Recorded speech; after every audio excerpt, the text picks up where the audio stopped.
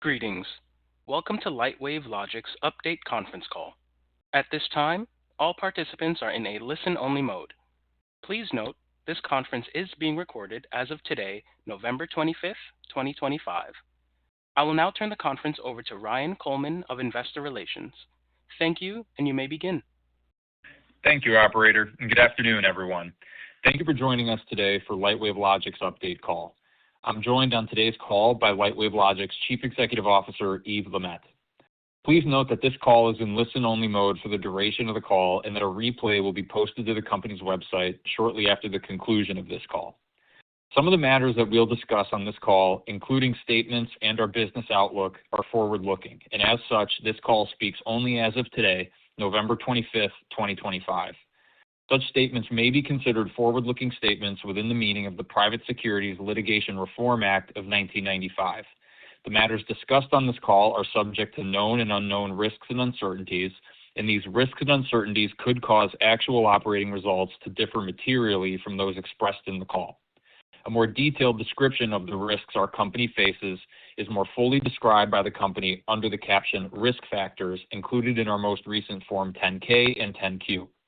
As always, Lightwave Logic assumes no obligation to update the information presented on this conference call. And lastly, you are cautioned that any time-sensitive information may no longer be accurate at the time of transcript reading or replay listening.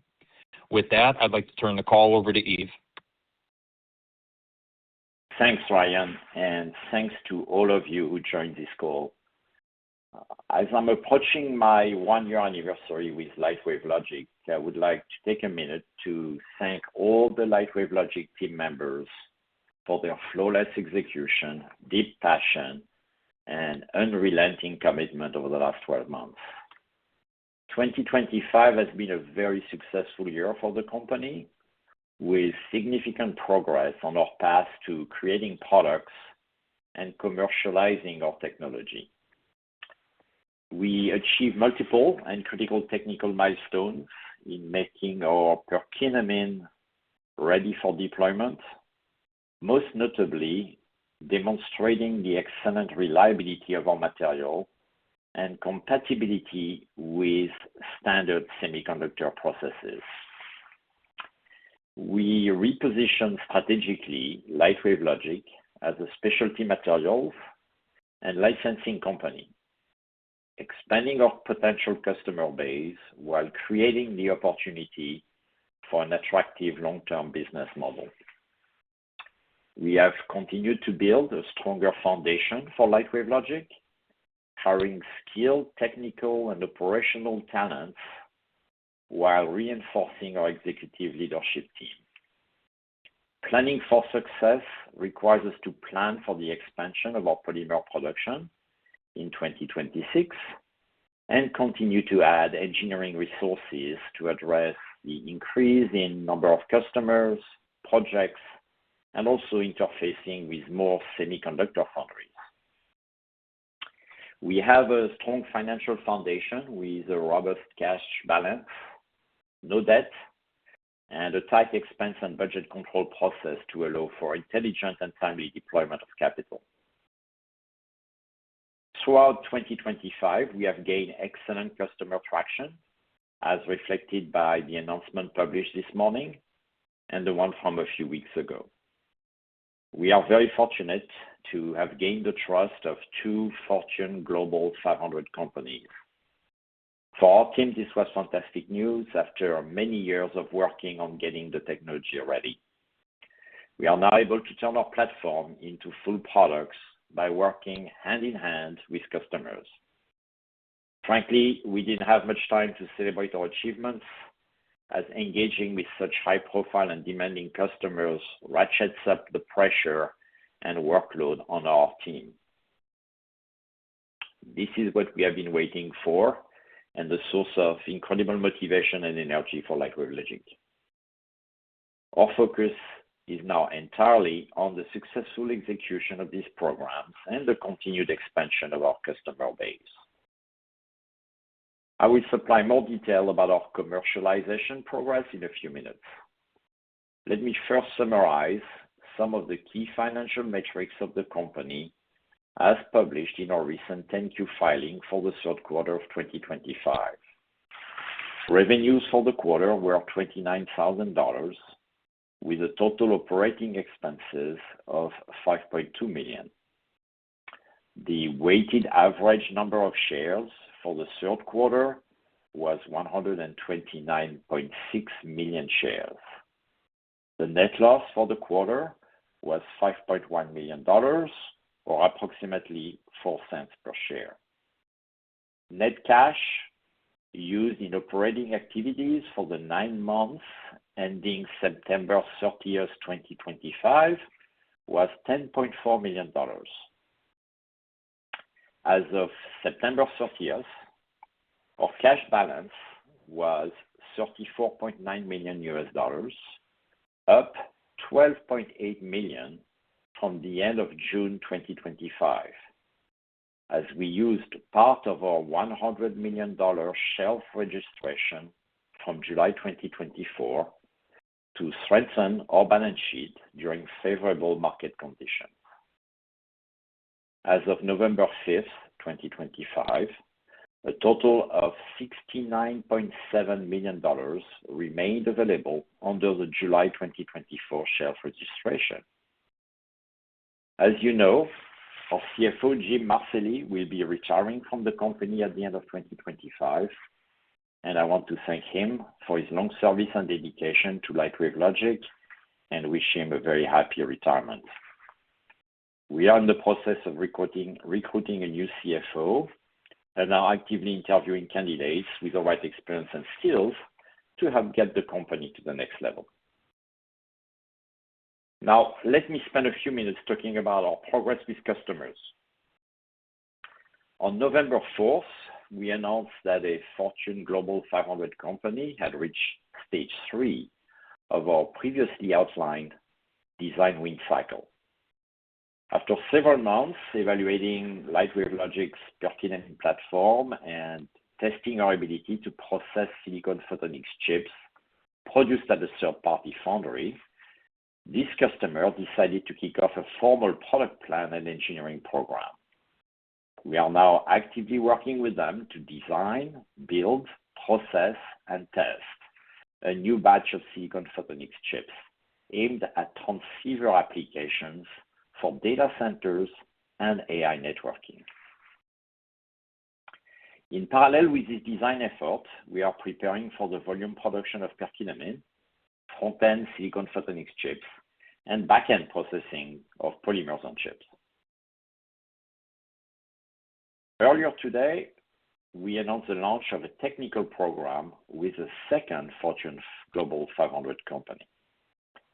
This is probably our most technically challenging program to date, but also such a thrilling opportunity as it is targeted at one of the applications forecasted to grow fastest over the next 5 years: 400G CPO, or co-packaged optics, for scale-up and scale-out networks. This is an excellent opportunity for us to demonstrate that electro-optic polymers can deliver the right performance, high yields, and scale to high volume while being fully compatible with the semiconductor industry roadmap. We believe that organic materials can eliminate the fundamental issues of contamination and incompatible processes that crystal materials such as lithium niobate create when they introduced into silicon wafer fabs. For this application, and over the first half of 2026, Lightwave Logic will develop a custom variant of its Perkinamine electro-optic polymer material, optimized for the unique requirements of co-packaging of silicon photonics with electrical ICs. We are working with our partner across multiple technical areas, from simulation and design to testing and preparing a new PDK, or process design kit, for the integration of Perkinamine into silicon photonics chips. Please note that our entry into stage 3 of the design win cycle for this customer is only provisional at this stage, as we need to execute successfully on several technical milestones over the next half year to formally launch a product together. The reason why this program is so meaningful for Lightwave Logic is that the semiconductor industry is now embracing silicon photonics and developing new tools and processes to co-package and assemble electrical ICs and photonic ICs. The technology that will show the path to a smooth and seamless integration into semiconductor foundries will emerge as a winner. A recent report from research company Light Counting shows that silicon photonics is winning this battle, with more than 50% of the transceivers to be built in 2026 will be based on silicon photonics, quickly replacing traditional laser technologies. We believe that silicon photonics, augmented with our Perkinamine, is in a superior position to be that winning platform. In addition to the customers mentioned, Lightwave Logic is also expanding its semiconductor foundry relationship, adding another unnamed silicon photonics foundry with capability to produce chips compatible with our Perkinamine platform. This engagement is incremental to the company's existing collaboration with Advanced Micro Foundry, AMF, recently acquired by Global Foundries. The AMF acquisition is another proof point of the major investment in silicon photonics, now driven by the semiconductor giants. Mastering the integration of silicon and optics is at the forefront of the industry roadmap. As we approach the conclusion of 2025, I again want to thank the Lightwave Logic team, its partners, and customers for the significant progress we achieved this year. It is, however, just the beginning of our journey towards building a successful and profitable business. Now, let me turn the call to Ryan for the Q&A session. Thank you, Yves. Before we get into Q&A, we'd like to cover a few housekeeping items. Going forward, we will be hosting regular quarterly investor update calls that are in sync with the publication of our financial results and the filing of our 10-K and 10-Q. Also, our annual shareholder meeting will be held virtually in May of 2026 using video conferencing as opposed to in-person in Denver as in prior years. Throughout the year, we plan to continue to participate in various investor conferences and events in order to maintain a close relationship with our shareholder community. With that, our first question that we received, can you update the numbers for the pipeline? How many potential customers are currently in stages 1 and 2? And are you updating your guidance to have 3 to 5 customers in stage 3 by the end of this year? Thanks. We will continue to announce customers as they reach stage 3 of our published design win cycle. It is an important metric to measure our progress towards commercialization. We currently have about 15 potential customers in stages 1 or 2.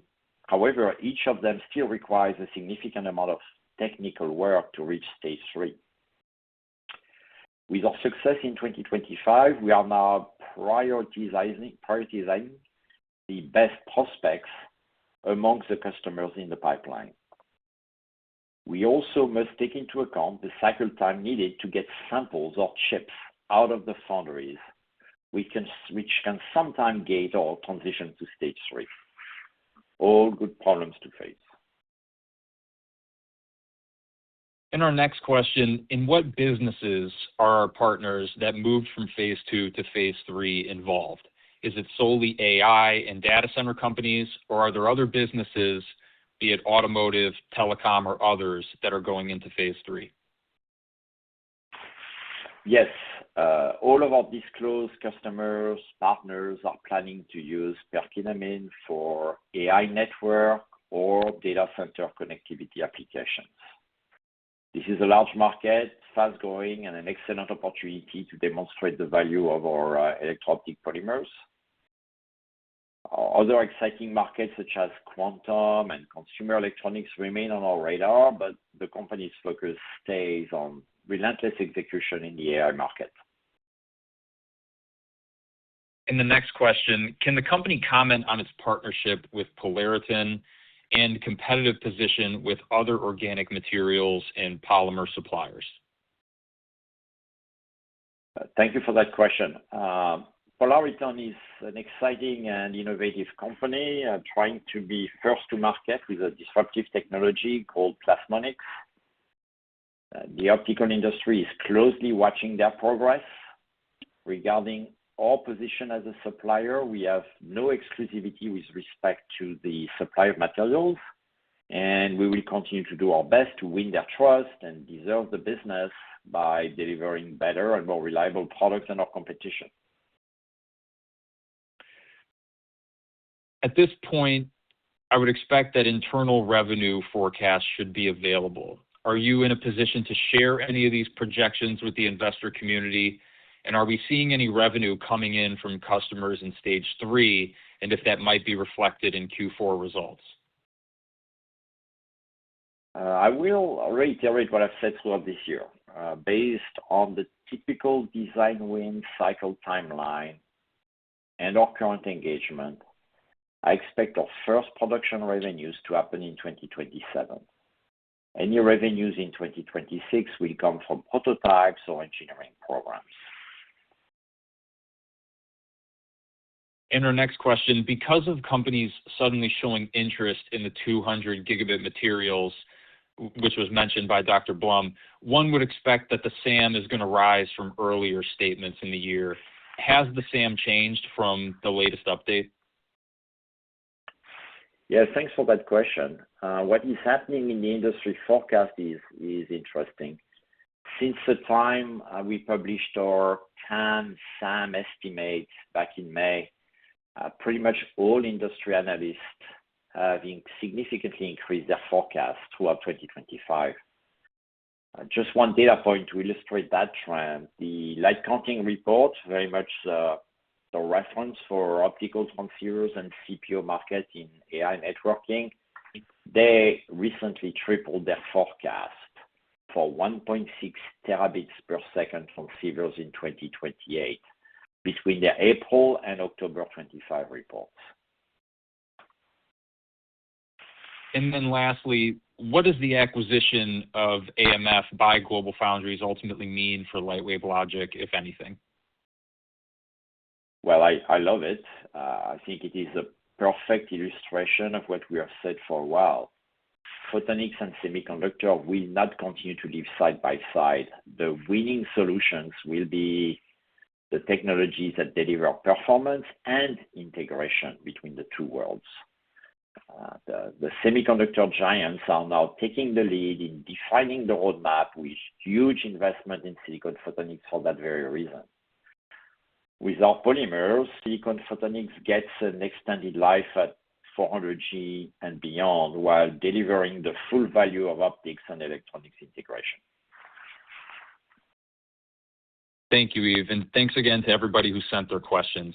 Thanks for joining this conference call. A replay of this call will be available shortly on the company's website. Thank you. Ladies and gentlemen, thank you for your participation. This concludes today's teleconference. You may now disconnect. Have a wonderful day.